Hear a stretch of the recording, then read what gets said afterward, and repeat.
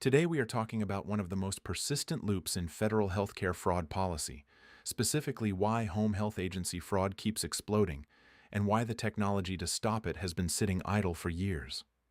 On May 13, 2026, CMS reimposed a nationwide enrollment moratorium on home health agencies. The agency pointed to some striking numbers. Los Angeles County now holds somewhere between 12 and 15% of all home health agencies in the entire country, while representing only about 3% of total Medicare beneficiaries.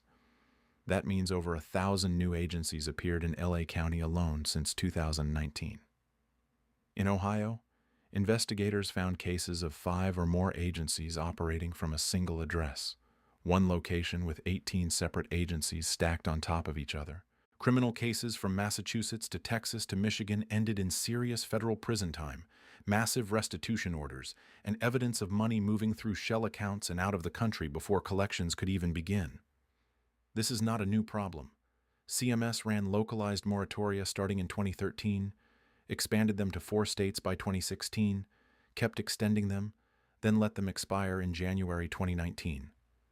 3 years later, the LA County situation detonated. So here we are again. The core problem is what CMS itself calls pay and chase. A fraudulent claim gets submitted. It gets paid. Months or years pass. An investigation opens. By the time there is a conviction, the money is offshore, and the shell companies are dissolved. Restitution orders look good in press releases. Actual recovery is a different story. Now here is the part that should frustrate anyone paying attention. Electronic visit verification, EVV, has been federally mandated for Medicaid home health and personal care services since the 21st Century Cures Act of 2016. Every state now captures 6 data elements at the moment a home care visit occurs: the type of service, who received it, the date, the location, who provided it, and the start and end times. GPS-verified location is one of those required elements. The major data aggregators, HHA Exchange, Sandata, Authenticare, and CareBridge, are collecting this data right now. So here is the gap. That GPS-verified, time-stamped, identity-confirmed visit data largely sits in aggregator databases. It gets used for post-pay audits and occasional investigations. It does not feed into the claim adjudication engine that decides whether a claim gets paid this week. The claim hits the system. The standard edits check whether the NPI is valid, whether prior authorization is on file, whether the modifier and place of service code look right, and if everything passes, the money goes out the door.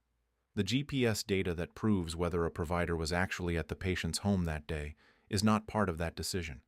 This is not primarily a technology problem. The 837p transaction format that home health agencies use to submit claims already has room in the service line structure for a verification reference ID. An EVV aggregator can issue a verification ID for each completed visit.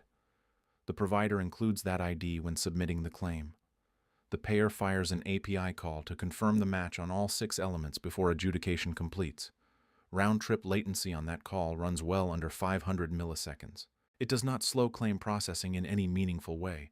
There is also a layer of edit logic that requires no GPS at all and could go into production tomorrow.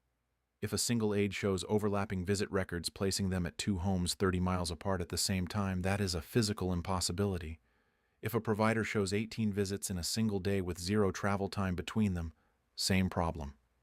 If billed units consistently exceed captured visit duration by 200%, that is a billing pattern violation regardless of geography. These edits run on data already flowing through current EVV systems. The gap between EVV data and claim adjudication is real. The data to close it exists today, and the question of how to actually wire these systems together and who has the leverage to make it happen is exactly where the harder analysis begins. Subscribe to On Healthcare for Part 2 and the full analysis. Link below.